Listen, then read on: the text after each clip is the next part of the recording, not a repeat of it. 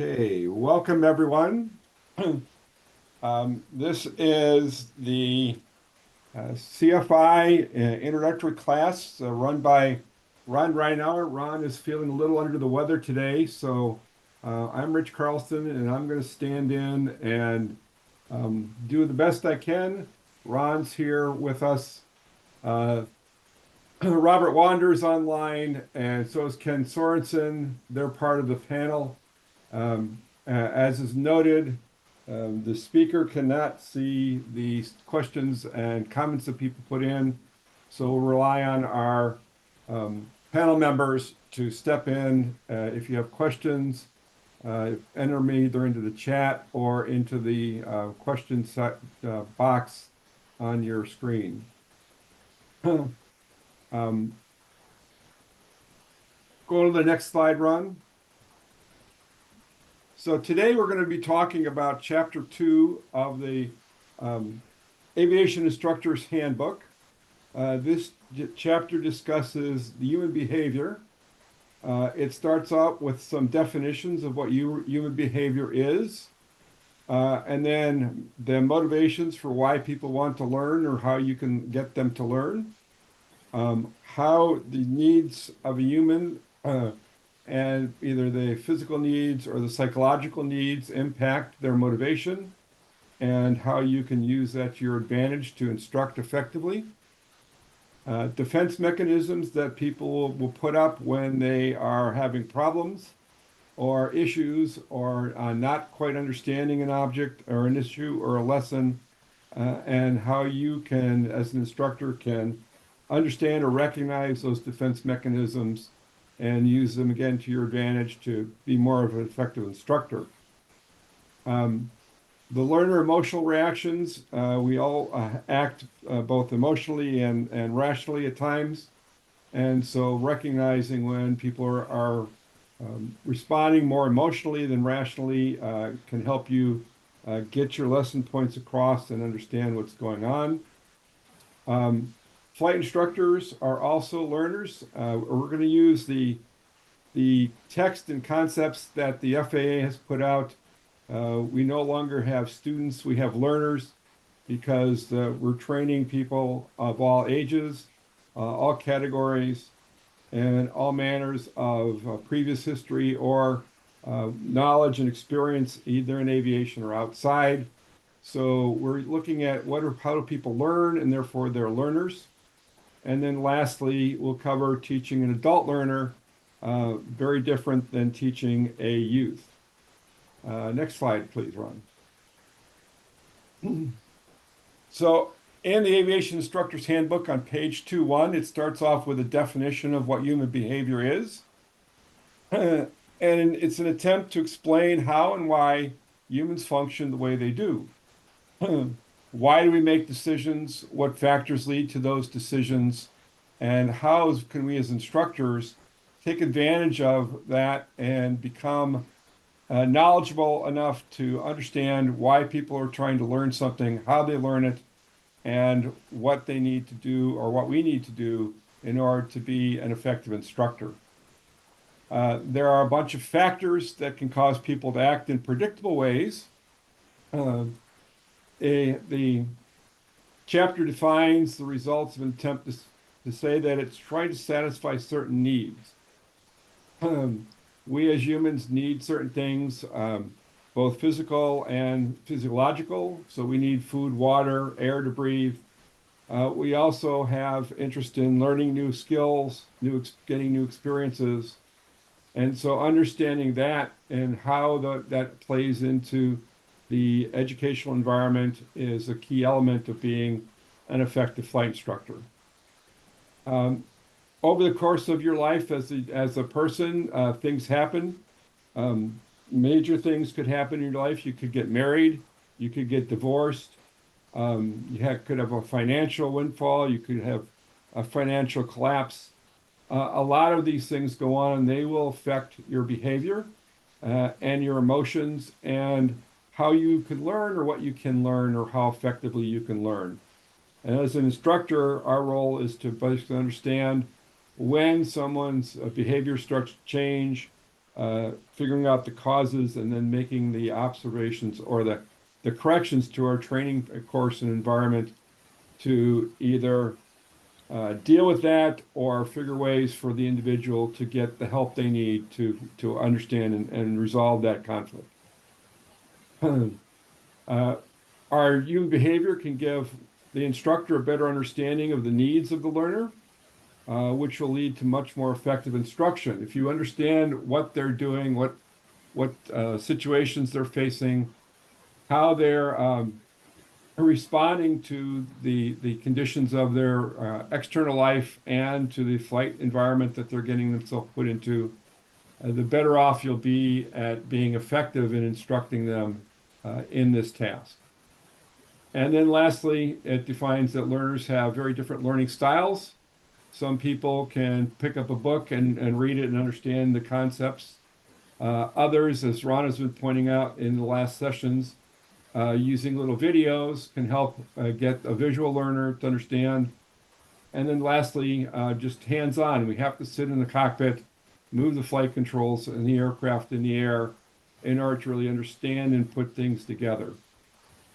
We do want to remember that flying and teaching in the aircraft is not the very best environment, so we want to use that in conjunction with the visual or book learning in order to be a very effective instructor.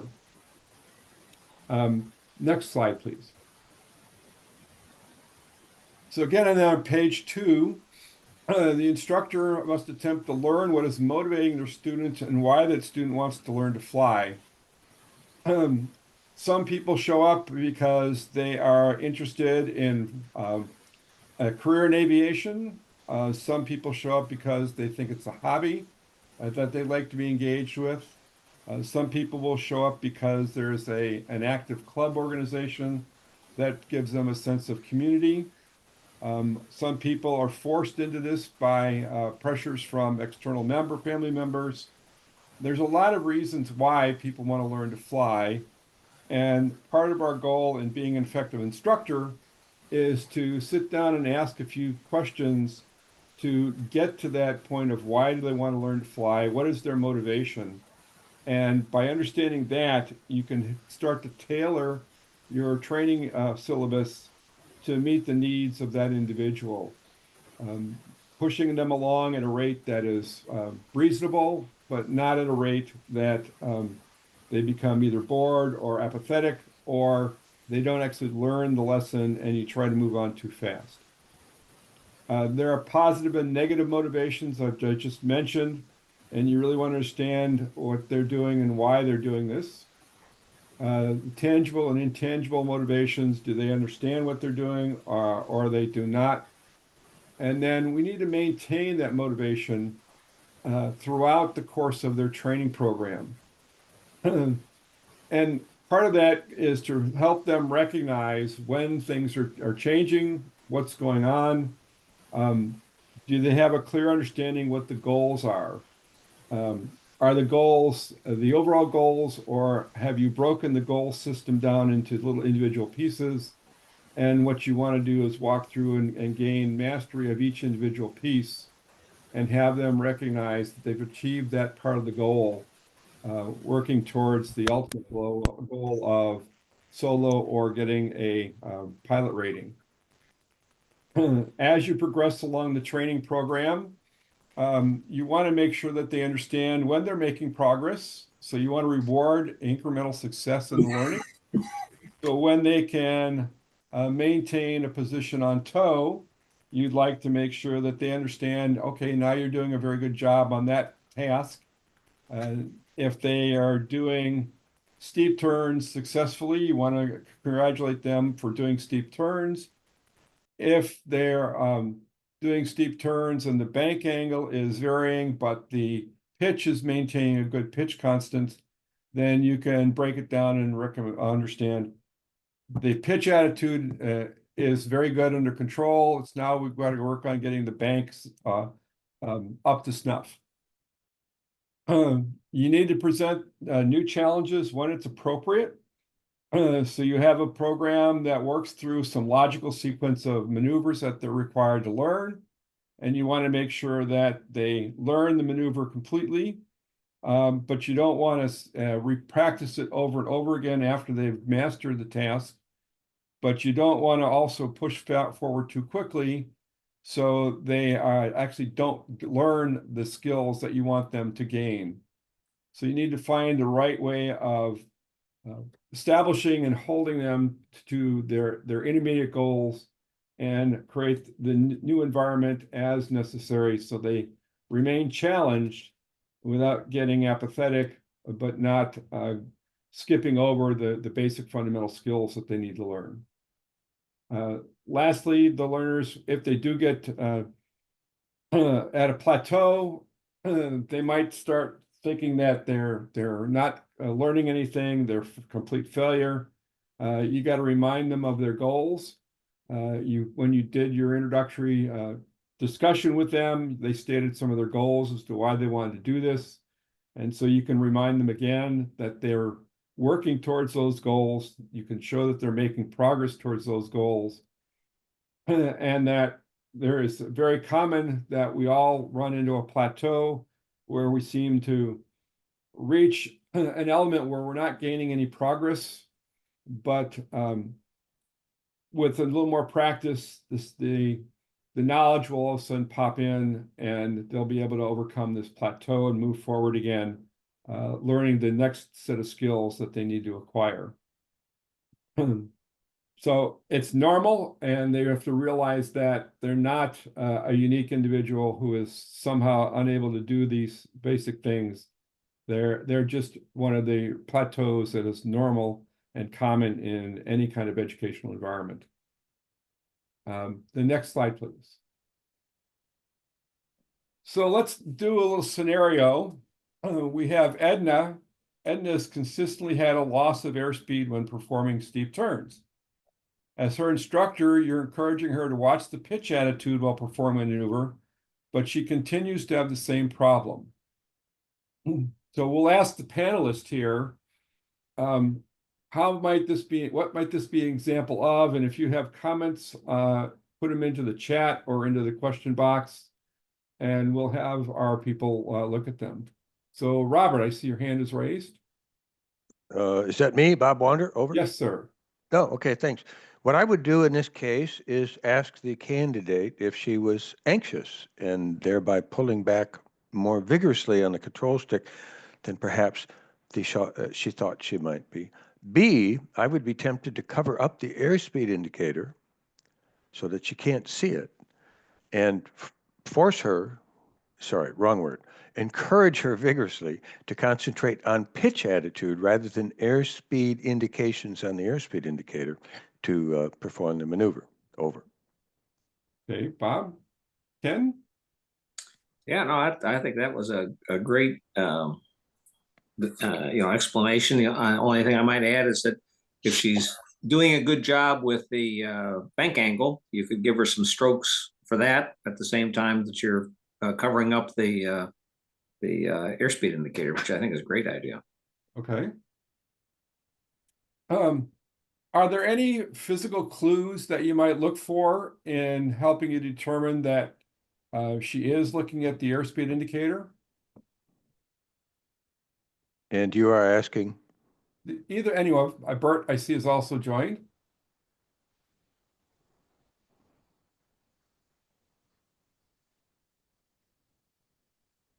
Don't know what you got in mind.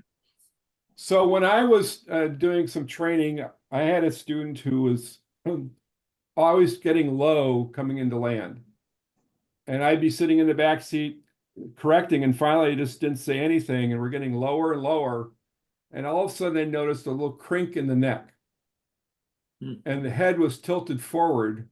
And I said, look outside. And the head came up, there was a gasp, the spoiler slammed closed. And I had not noticed this little physical touch of just the head tilted slightly down, staring at the altimeter, rather than the sight picture that we were trying to teach. So being able to see from the backseat of the 233, their physical positioning really helped understand what the problem was. Good. So Bert, we're going through this little example here, the scenario, and then any comments from you? Yes, you mentioned about head position. I have a heck of a time sometimes getting them to sit back in the center of the glider in the turns. Therefore, because if they lean over one side, usually away from the turn, they lose the not only the bank angle, but the pitch angle they get confused on that. You see what I'm saying? I do. They lean, and right from the start, I've got to say, relax. In fact, what I tell them before takeoff and before landing is smile, breathe, and wiggle your toes. Just relax. Let's do that. If they're not relaxed, I mean, there's going to be some stress, but some degree of relaxation, and that means sitting in the glider, which also helps you feel the coordination when the gravity is going down your backbone, out your tailbone. That is One all. other thing, just very quickly, it's like riding a bike. When you're riding a bike, you don't lean away from the turn, you lean into it. That's how you make the turn. That's how we fly in gliders as well. Over. Okay, well, thanks, everyone. So let me summarize here. It might be an example of our learner staring at the airspeed indicator versus watching the pitch attitude, as we've said. To help her correct a couple of her comments, so looking at their body, their physical positioning, covering the instruments so they don't have reference to that instrument is also a good point.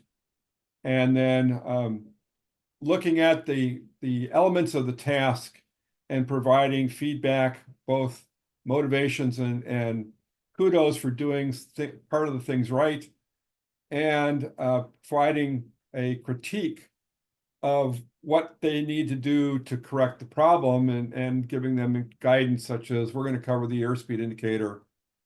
So you have to be looking at the pitch attitude in order to make the maneuver work well. Are there other elements that I missed in that? Just one quick item. It's possible that Edna is confusing the G forces she feels in steep turns with the G force she might feel before she performs a wings level stall. And so she might be confusing her anxiety about stall behavior with her anxiety about not stalling the aircraft when she's in a 45 or 60 degree bank turn. So the instructor would need to make it clear to her, we are not stalling here. That's not the program. That's not what we're after. But we need to become accustomed to this particular sensation of increased G forces on the body during steep turns. Over. Thank you, Bob. And lastly, motivation to why we're going to do steep turns. In the glider, that probably means we're going to be thermaling. And so we'll need to be comfortable to do steep turns. And so it's a key element of flying the glider. Next slide, please, Ron. So going on then, the aviation instructor's handbook starts talking about human needs and motivations. The needs of a human for both require growth and development. And this Maslow's hierarchy of needs, there's a figure, this is copied out of the aviation instructor's handbook, talking about the physiological needs, moving up to safety and security, love and appreciation or belonging, self-esteem, and then self-acclamation. This hierarchy looks like a pyramid, but more recent activities have said it's much more of a cube or a cylinder. The things may not be building upon each other directly.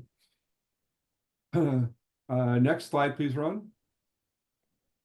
So to break that down, they go into the details. The physiological needs are your basic biological needs: food, water, air to breathe, temperature control, everything that we as the human body need to be able to feel comfortable and be placed in a position where we can learn effectively. Security, we need to feel safe. As Bob was just mentioning, if we misunderstand what the physical sensations are, or what the maneuver is supposed to be teaching us or why we're doing it. Then a lack of feeling safe that the environment is not going to cause you harm is a next big element in here. Belonging, self-esteem, that's feeling good about oneself. We're in an organization, usually inside a environment, in a club environment or even a commercial environment where we're among peers and friends, and we want to belong to that group. We want to feel like we belong to the group, and we want to have the esteem that we're a member in good standing of that organization. The cognitive and aesthetic elements is the need to be understood and the need to be accepted by the community. So while we think we're a member of the community and we feel good about ourselves being in the community, we also need to feel that the community is accepting us and treating us as one of their peers. And then lastly, there's this self-actualization, the old Army saying, be all you can be. You want to be motivated enough to say that you are making progress, you are learning the skills that you need to learn, and that as we go through the program, you'll start to internalize these skills and look at how we learn and use that learning going forward. So these are the 6 elements of that pyramid on the previous page. If we're missing an important element in any one of these, then our ability to learn and to encourage our candidates to learn becomes much more difficult. So as instructors, our role is to see that the learner is consider all these elements are being considered, and that the learner feels safe, can biologically manipulate and accept the learning environment. And the rest of these elements are all covered and understood and brought to fruition. Next slide, please, Ron. So human nature then refers to the general physiological characteristics, feelings, behavioral traits shared by all humans. Daniel Kahneman has outlined 2 systems of thinking that people will use when they're trying to learn a new topic, or have they learned it, put that learning into practice. He calls these 2 fast thinking and slow thinking. Fast thinking is an emotional, automatic, unconscious effort. It is lazy and impulsive. When we want to make a turn, we look to make sure the area is clear, and then we move the flight controls in a manner to make the aircraft respond in a manner that we expect. It does not take a lot of conscious effort once we've learned the skill to keep the aircraft coordinated or look at the yaw string to make sure coordination is doing what we want, how much displacement of the stick and the rudder we need to make the aircraft roll at a rate that's comfortable for the maneuver we're trying to accomplish, slowing the roll rate down and coming back and holding a constant bank angle. All these things, once you've learned them, they become part of your fast thinking that doesn't require an awful lot of thought and logical discussion or deliberation. The slow learning or slow thinking is this logical, deliberative, conscious effort where it's very calculating and requires a lot of self-control. The example used in the Aviation Instructor's Handbook is if I ask you to add 2 + 2, it doesn't take a lot of effort to come up with the number 4. But if I ask you to multiply 2 4-digit numbers, there is a very long and deliberative activity that goes on in order to come up with the right answer. And so some things we can learn very quickly and then we use again and again. Others, and when you're first learning a task, you're much more of this slow, logical, deliberative, trying to get all the elements together, put it all together, and it takes a lot of thought, a lot of mental energy in order to accomplish this task. And so as instructors, our role is to move people from the slow logical thinking into the fast, not impulsive, but automatic thinking, so they can complete the task. That's where we know that they've actually understood and accomplished the basic skills that are necessary. And our role is to get to the next task. So we need to be able to have a solid, healthy, productive relationship with the learner if they're going to trust us enough to walk through these traits, move from this slow, logical, deliberative activity into this fast, emotional, automatic, unconscious effort to control the aircraft. Next slide, please. Then the chapter gets into defense mechanisms, things that the candidate will demonstrate when they're having problems or when things are not going as well as they'd hoped. They could start to create a defense mechanism. Repression, denial, compensation, projection, rationalization, reaction formulation, fantasy, and displacement are all defense mechanisms that can impact how they are going to respond when faced with a stressful situation. Next slide, please, Ron. So we're going to try to go through this a little bit more with the scenario. Your learner constantly denies that he has exceeded the standards during the performance of a maneuver. He rationalizes that the air currents are to blame, even though you observe the air is totally calm. So what are the defense mechanisms the student is relying on? What can you as the instructor do to correct the learner's behavior? And should you rely on either positive or negative motivation or both? Positive motivation being praise for the activities they're doing well. Negative motivation is pointing out that if you stall the aircraft, then it will crash and you will seriously injure or get killed. So let's go through again with our panelists. What kind of defense mechanisms is our learner displaying here? Who would you like to start with, Rich? Well, Bob, you just jumped in, so I'll pick you. All right. Well, I see several things, and I've seen these behaviors multiple times in my very lengthy career as a flight instructor. Part of it is denial. The candidate is blaming his or her slightly below par performance on external factors, when in fact those external factors are not present. So my job as an instructor would be to try and persuade the candidate, okay, once again, we might cover up the airspeed indicator and just fly the glider. The air is quite smooth. Can you please tell me why we are not flying at the pitch attitude and the approximate airspeed that you had in mind? So that would be one. Denial is very, very common, and I was guilty of this myself as a very young candidate many times, so I'm intimately familiar with that. I'll let go, and let's go to Bert Compton.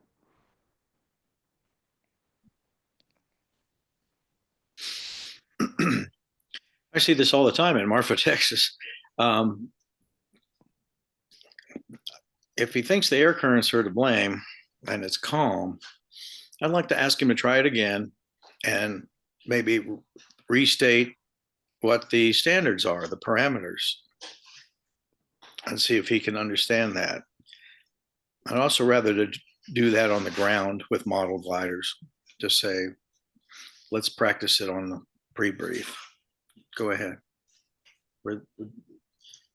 Ron, would you go back one slide so we have a list of the denial mechanisms? Rationalization. Yeah, bingo. Thanks, Bert. I should have named that myself. Over. 10-4, Eleanor. One approach to this kind of situation also would be to use a simulator where you could practice a maneuver in a simulator and not have much else you could blame, seeing as how there are no air currents, right? Another, this, I'm not sure how relevant this is, but I had one student who had GoPro cameras or cameras in the cockpit that he used, not at my direction, but he used to record our lessons. And that was really useful for him because then he could see, he could replay what was happening and also record the comments that were being made by both him and me. And that's both of those, I think, are sort of out of the normal envelope techniques that could help students learn if they're having problems with rationalization and denial.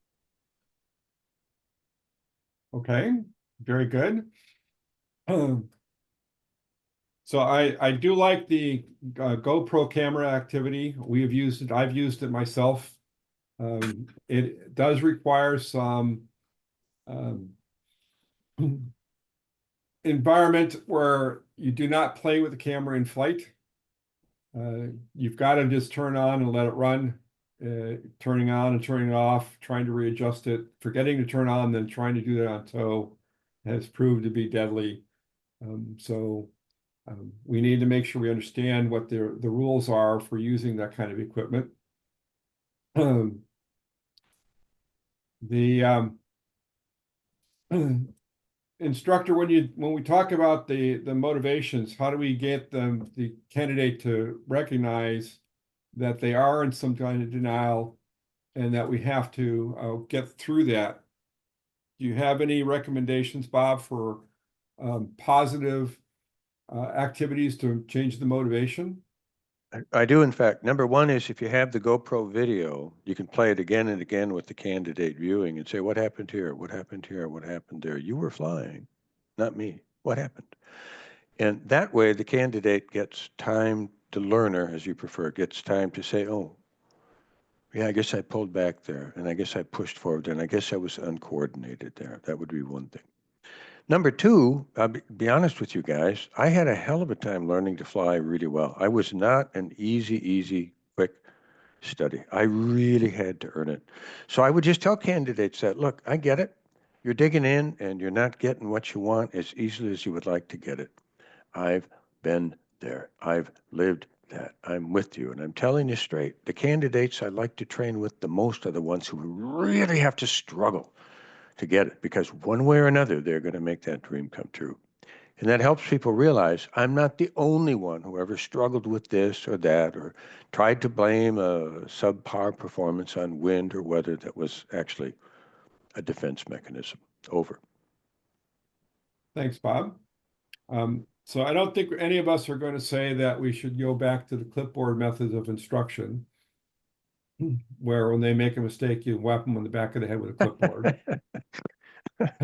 That would be a very negative motivating activity. A more positive motivating activity is to, as you say, use the video, demonstrate again what's going on, create when they do elements, as you mentioned earlier, one of these activities, Bob, break the task into smaller and smaller pieces so they can start to get through that little element, either a shorter time period or fewer control activities that they need to do.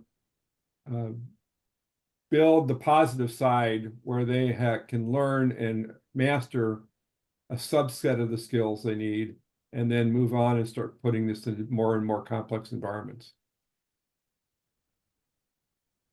Next slide, please, Ron.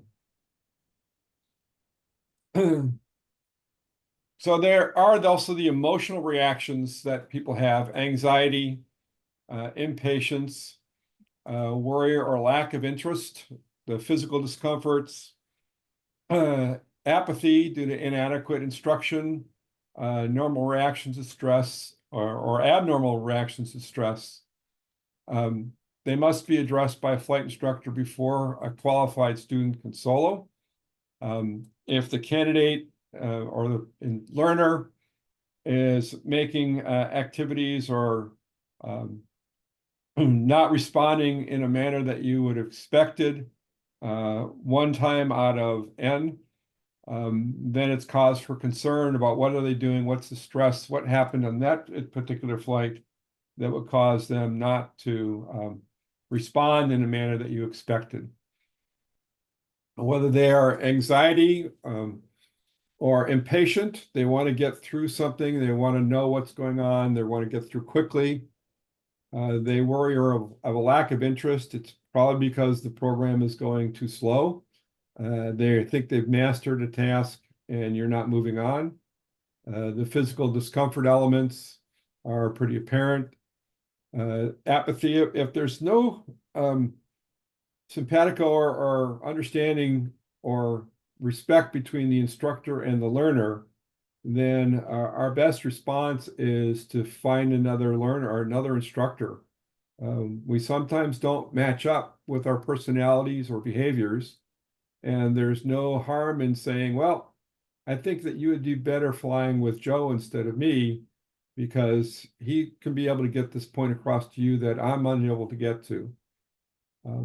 So if there's an issue between the instructor and the learner, understand what that is and figure out a methodology that you can use to get through that. There are normal reactions to stress. We don't like to get hurt. We don't want to be injured. And so when we start learning a maneuver that we are unfamiliar with, then our stress level rises. Our body is physiologically set up to do that.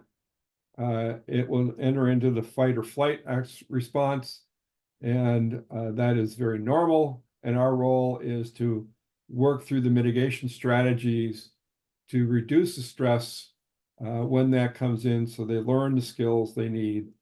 And then the abnormal reaction is when it just goes, as our old friend Dean Carswell used to say, pear-shaped. We'd like to understand why and help them work through that issue and maybe get another flight instructor to take a look at what was going on before you make any kind of further activities. Bert, I'm sorry, can I, not Bert, Rich, can I butt in just for a moment? I tell candidates who might have emotional reactions to flying before every flight, look, you are going to have fun and you are going to be safe. That's my promise to you. And after each single flight, every single flight with them, I said, did we have fun? Did you feel safe? And generally I get very positive responses. This helps people overcome the anxiety about the risks of flight and any risk to personal safety. Over. Great. Thanks, Bob. Next slide, please, Ron. So we'll have another scenario here. During thermaling practice at 2,000 feet AGL, your student is very apprehensive. When you ask him or her about it, they state that stalls are bad. Well, you told me stalls are bad. And we might have an accident if we get into a stall. So we shouldn't be doing that. Is that a normal reaction or an abnormal reaction? What can you do to help overcome this fear? Would another instructor's opinion be helpful? And would you let a person solo if they demonstrated this fear? We'll start with Bert.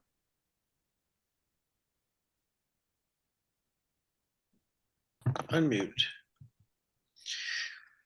Okay. I'd get them up higher and we'd practice stalls and demonstrate. I feel a lot of instructors try to talk their students through, their learners through something when the instructor should demonstrate more than once. Also, some instructors feel that what I call the air show stall, the pull it way back and let it shudder and break, that's something to show them, but that is not the typical scenario of on final you discover there's wires. Let's practice a sneak it over the wires stall and go up and practice it high. Make sure they keep the heading straight and not have that fear of it's going to break and we're going to see the ground. And of course, do this at a higher altitude and show them the loss of altitude that they might encounter if they react properly to the stall recovery. Whether it's the air show stall or the approach to landing, oh my God, there's wires suddenly in front of me. Get over them. So do you believe this is a normal reaction or an abnormal reaction?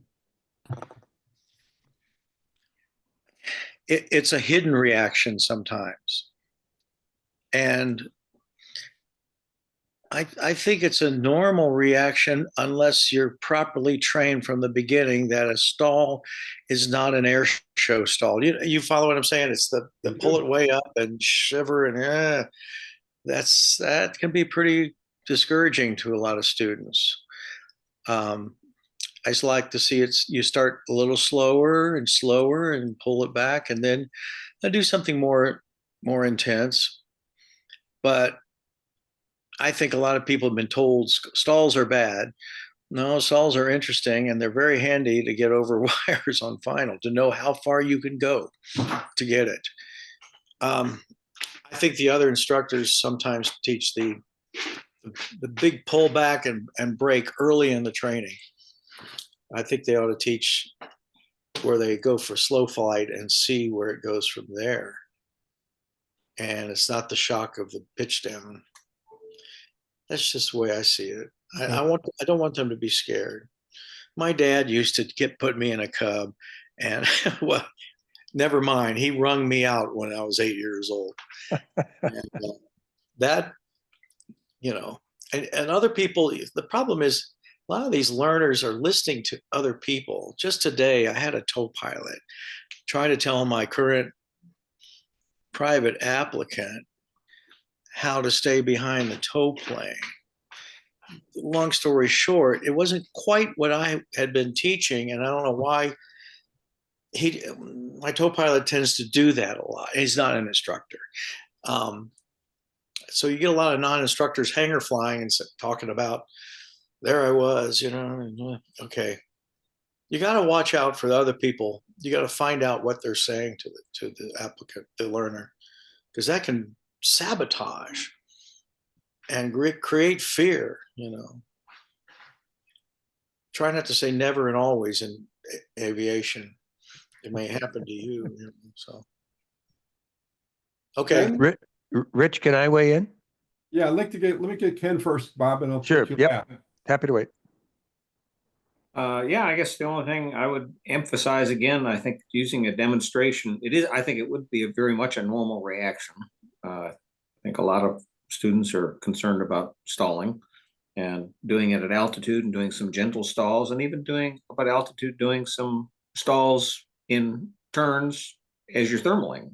And I think paying particular attention to how much altitude is actually lost, because you don't really lose much. So if you're at 2,000 feet, as long as you stop it before you get into a spin, it's really not that big a deal. So yeah, I think demo at altitude and then let them do it at altitude and show that it's just not that big a deal. Okay, thank you. Bob? Precisely. What I would do with this learner is, okay, fine, let me join you on the flight controls. We're at 2000 AGL. Let's stall the glider and see if you can recover. Well, look at that. You did. 50-foot, maybe 75-foot altitude loss. You can argue with opinions, but you can't argue with data. So I would invite the candidate again and again to do the stall, deliberately trigger one, and see if he or she can learn and discover on their own, well, look at that. I recovered with the minimal altitude loss. Over. Let me add one more thing, and that this is a perfect example of how a simulator could be used to deal with this, because now there is no risk, right? You can do the maneuver in the simulator, and the learner doesn't have to worry about any physical safety at all. Good point. What else could we have done beforehand in the ground school portion? I'll go first. You could Sure. give some theoretical ground instruction on what kind of altitude do we lose when we do a stall, from the high point when the pitch attitude breaks and the nose falls through, to the low point.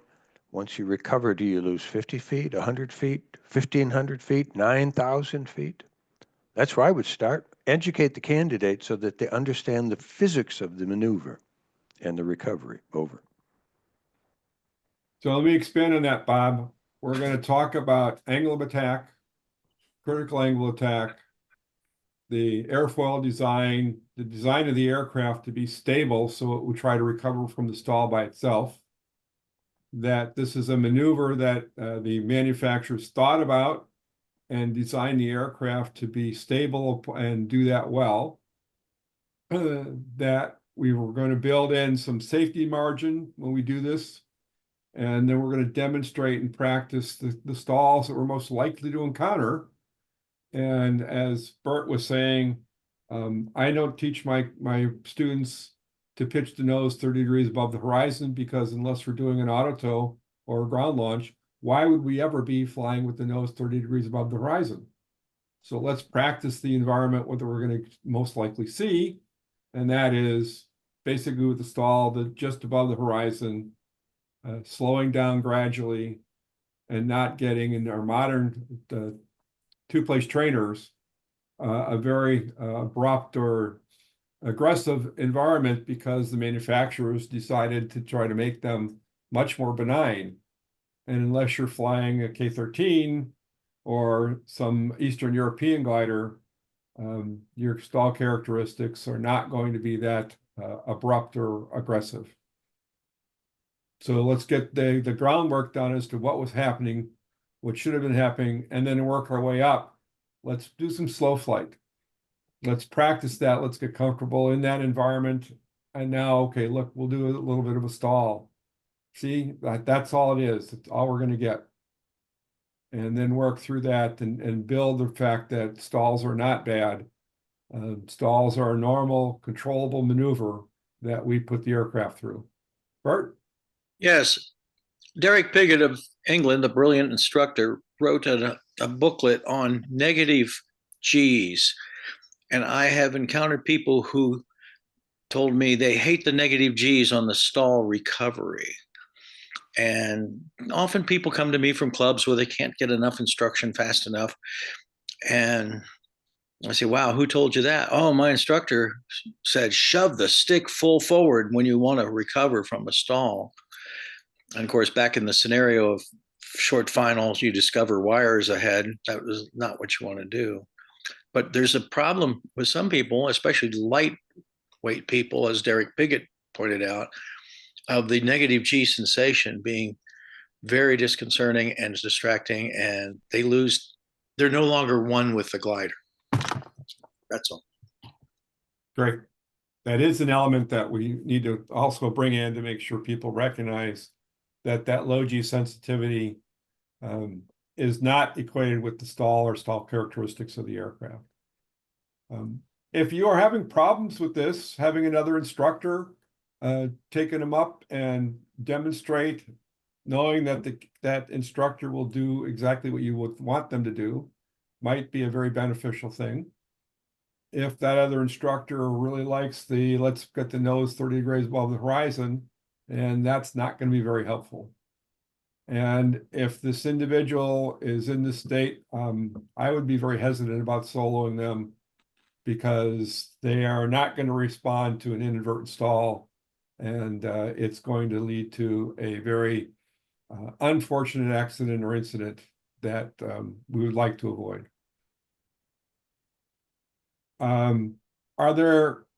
Is anybody looking at the online questions and comments section? Yes, I've been trying to answer them. Thank you, Ken. Yep. Are there any that you want to bring up on the line here? I think it's all been addressed. Okay, Thanks. perfect. Great, thanks. Next slide, please, Ron.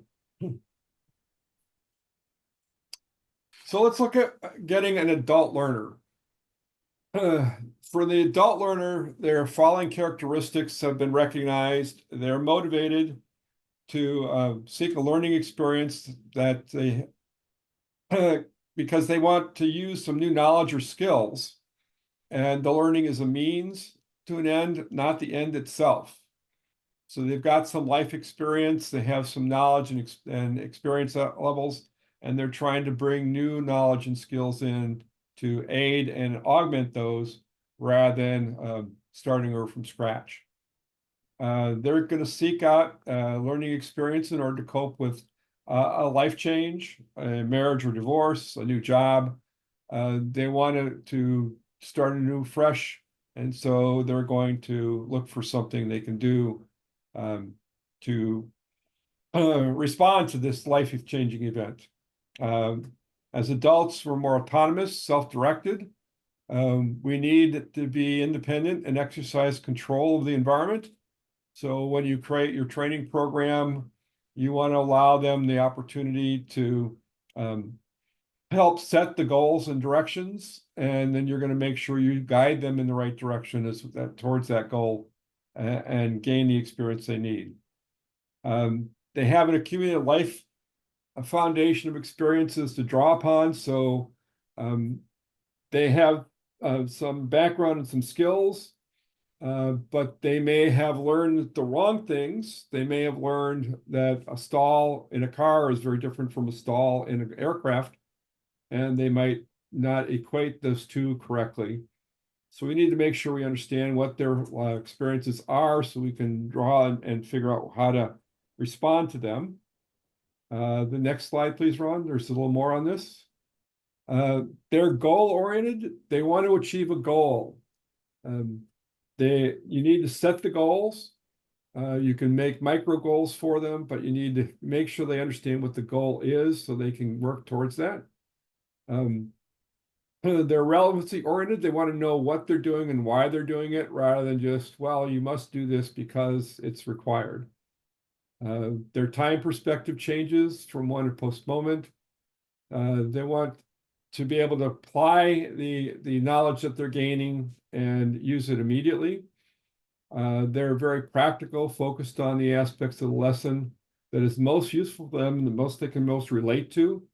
So we need to make sure we tailor and make sure they don't skip over things that they might not find as useful. That's our setting our goals, the micro goals. As do all learners, they need to be shown respect. You need to acknowledge that what they're doing and doing well, and help provide guidance on what they need to do to improve on the areas where they need to improve on. The need to increase or maintain the sense of self-esteem is very strong. And lastly, they want to solve problems and apply the new knowledge immediately. So you can give them a scenario and allow them to solve a problem. You'll need to make sure they have enough knowledge in order to do that. But you can do a lot of this on the ground and then put it into the air and do scenarios in the air rather than just train the basic maneuvers, link it together to the motivation. We're doing steep turns because we're trying to thermal. We're doing inadvertent stalls because if we're thermaling and we get a gust, we could inadvertently stall the aircraft. So we want to be able to recognize when we're stalling and recover from that. Next slide, please, Ron. So the adult learner has got a different set of skills that we need to take into account when we're providing and building our lesson plans or modifying our lesson plans in order to take advantage of their special skills.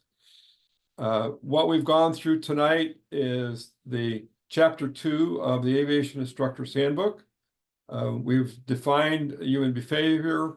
We've looked at maintaining and setting the motivation, how the human needs and nature relate to that motivation, defense mechanisms that people can use when things are not going well, their emotional reactions to the environment and to the learning that they're getting. As flight instructors, we need to learn as well. We need to maintain our knowledge and experience and in both learning the new aircraft we might be flying or instrumentation as it comes along. We might have trainers that have a basic airspeed indicator, altimeter, and mechanical vario. We might have trainers with more electronic equipment, radios, transponders, digital flight computers. We need to be able to use all that in all the equipment we have on the aircraft and be able to teach that as well. So that means we need to make sure we learn it as well. We can't just sit back and expect them to accept us if we can't really explain what the environment is we're using or the equipment we have.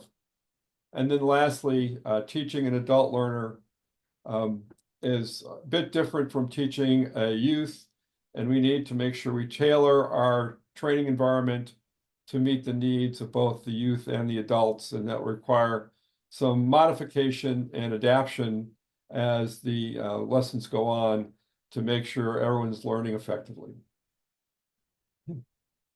The material came out of the ASA manuals, Gleam, test prep. There are other materials on the FAA's website, and the glider pilot school, ground schools. Other references, we use Bob Wander in his lesson plans and materials, Russell Holtz, Tom Knopf. Scott Manley has created a whole bunch of Condor simulator instructor environments. We have videos that he's created for us on our Soaring Safety Foundation website. Dave Seymour has commercial, private, and CFI knowledge courses that he can put you through. Go to the gliderpilotgroundschool.com. Next evening on the 15th through 17th, there'll be a meeting on Zoom. Next slide, please. So you can take that course from Dave. It's 3 days, so there's a commercial day, a private day, and a CFI day. Gives you the knowledge and oral prep. We did chapter 2 this week on the Aviation Instructor's Handbook. The next 2 weeks will be focused on the learning process, part 1 and part 2, which is in chapter 3. The week after that, chapter 4, effective communication, chapter 5, the teaching process, and then the last Wednesday of the month, we'll do chapter 6, the assessment. All of these come out of the Aviation Instructor's Handbook, and some of it we'll talk more about the Risk Management Handbook as well. I think that's the last slide. Are there questions that are coming in now? Are there comments from Ken? There was one question that came in that Bob answered, but it might deserve some discussion, and that is that with adult learners, you have the potential for adult learners who are ab initios and adult learners who are add-ons. And I think it actually goes broader than that. With adult learners, you can have a very wide range of experience and ages. And so there's certainly not a one-size-fits-all with that group, I wouldn't think. Correct. I'd like to weigh in on that. It's actually easier to, in my experience as an instructor, to teach adult learners who have no experience in aviation how to make an approach and landing in a glider than it is to teach people who have 2,000, 3,000, 4,000 hours in airplanes in particular how to make an approach and landing, for the reason that the airplane pilot knows that in airplanes, if he or she cannot fly a precise precision approach, he or she can go around. This is not an option in soaring. We are committed. We are committed. We are committed once we release from that tow plane or from the ground launch or shut down the engine, that we are basically going into land. And it can be quite challenging to persuade the high-time, very highly qualified fixed-wing airplane pilots that you really need to change gears about how you think about making an approach and landing in glider, because you don't get the option to go around. Over.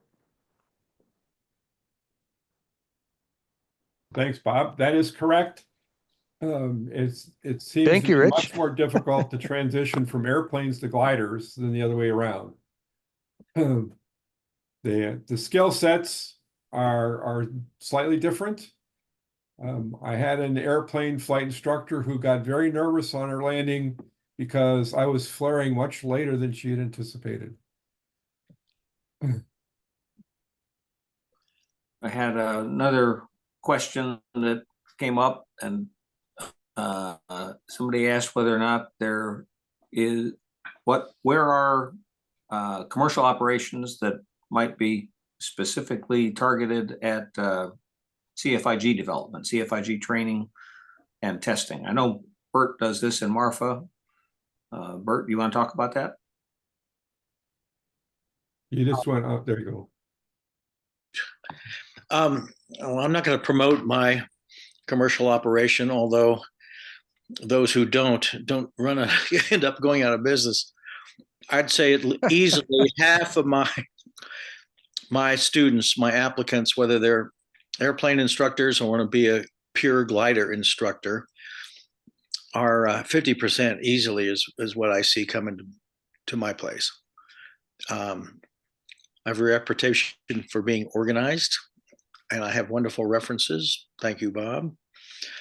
And right now I'm kind of booked up, but I'm always happy to talk and see where they can go. There are a number of commercial operations in California, and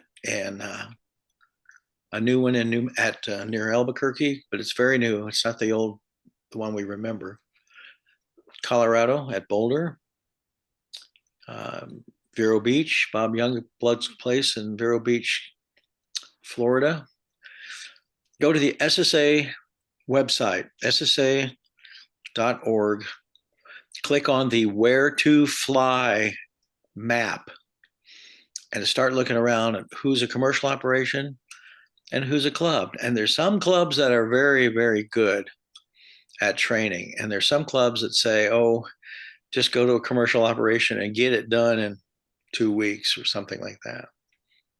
I hope that makes sense. Yeah. But you got to shop around a little bit. Can I weigh in? Wander here, just briefly.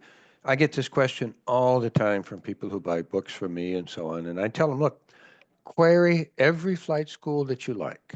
And the first question you should ask is, what is your syllabus? Show me your syllabus. And you will find out very quickly, if they don't have a syllabus, they are almost certainly not going to be your go-to flight school. If they say, here is our syllabus, here's how it works, this is what we do, this is what you can expect, you are almost certainly on first base leaning towards second. You're getting what you want to pay for. You're getting an organized flight school with organized flight instructors who know what you want and have a training syllabus to help you get there. Over. Just a few other commercial operations that I'm aware of. Estrella, or I forget the name of the outfit, but Estrella, Arizona, that's where I did mine. Chilhowie, Tennessee, and Seminole Lakes in Florida. I don't know how much CFI-G work they do, but those are some other options. Again, if you call them up and they don't have a syllabus, whoever they are, they're probably not going to help you get to where you want to go in the most efficient possible way. If they do have a syllabus, whoever it is, not mine, not Russell Holtz's or Tom's, but whoever it is, if they don't have a syllabus, well, then you're going to have to make up your own when you go there. Ask the question. Good quality flight schools will tell you exactly what they have for you as you try and achieve your goal. Over. Great. Thanks, Bob. Anything else, Ken? Yeah, well, other names have been popping up on the answers. Bermuda High, South Carolina, and yep. Skyline. I guess Skyline is Garrett. And yeah, that's Garrett's down in Warner Springs. Yeah. Oh, and then Bert, somebody wants the name of your outfit. Marfa Glider. Okay. That's what I'm seeing. Bob, you might want to look at the questions. I'm looking at it. Yeah, and people are getting the message that if the flight school has a syllabus, there's a good chance they're going to take you where you want to go. And all sorts of people named Kay and William and others are typing in as fast as they can that I like this or I like that. So I think from what I can tell, Rich Carlson, people are getting the message. So over to you. Excellent. Rich, this is Frank Whiteley. I posted a screen share there in the business members section of the SSA website. We've broken it out. It shows the glider flight schools rather than try to find them on the Where to Fly map. As far as commercial operators go, these are the ones that tend to be the go-to places for that type of service. So there should be a link to their website and stuff right there. Great. And thanks, Frank. Bob, there were some other questions that were coming up that had to do with flying and teaching. You do want to address any of those? I'm not sure I'm seeing them, Ken, so read them to me, please. What are your strategies to get the learner to prepare for a flight lesson? Most students that I have observed as a line chief don't appear prepared. Oh, I learned this from Gene Hammond 30 years ago. Gene Hammond was obviously, clearly a mentor for me. He would say, look, I want you to read this chapter before we fly again next week. The candidate would show up the next week and would not have read the chapter. And Gene would simply say, oh, great. Here, sit in the Super Cub. He was an airplane flight instructor. And at $50 an hour, I will read the chapter to you. No study, no fly. It's as simple as that. If you don't have it in the head, Tom Knopf said this very, very clearly in one of his books, and I completely agree. If they don't have it up here in their head, if they haven't done the reading, the study, the hard homework, there's no way they're going to have it in their hand on the control stick or in their feet on the rudder. You get the idea? So, no joy, no preparation, no fly. Next. They learn very quickly. I will. Bert has to tell the story. I give him a list of books, recommended texts. Some I really insist on. Suddenly they're going to be here 2 days. At the Marfa post office arrives a priority package from sorebooks.com. It means they haven't looked at it before they're coming here. So now we got to spoon feed them and take time. And then they say, why is this going to take so long? It's just your advanced study. Here's your homework. Now I know they got jobs and they got soccer practice and other things they have to get done in the real life of adults. So anyway, you have to insist that they do the homework. And it's a beautiful day, a lot of cumulus, but you're not ready. Please read these books. And with a yellow highlighter, highlight what you don't quite understand. And I'll be happy to do that at $60 an hour.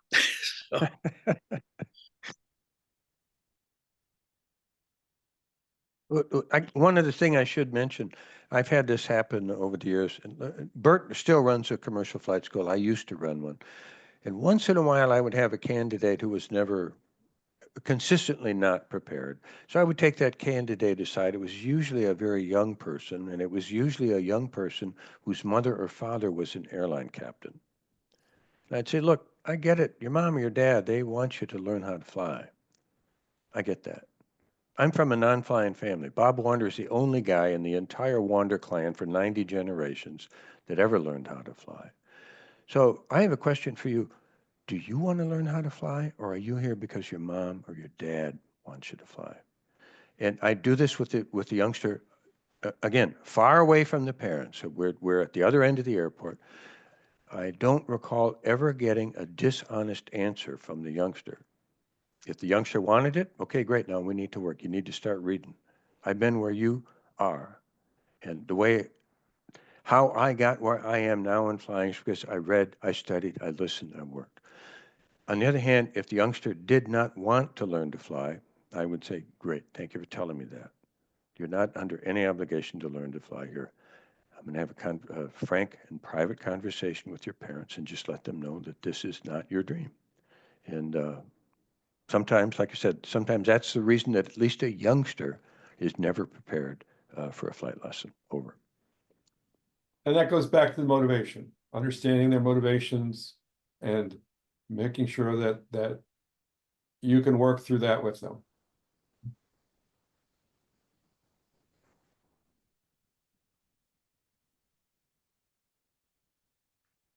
Anything else? Looking at the list of questions here, Rich, I think we're pretty much up to date. Ken, what do you think? You're on mute, Ken. Yep. No, I think we covered it. There were a couple of comments, but I think we're good. Okay. Let me see. There's one more popped up. When will Ron be back teaching this?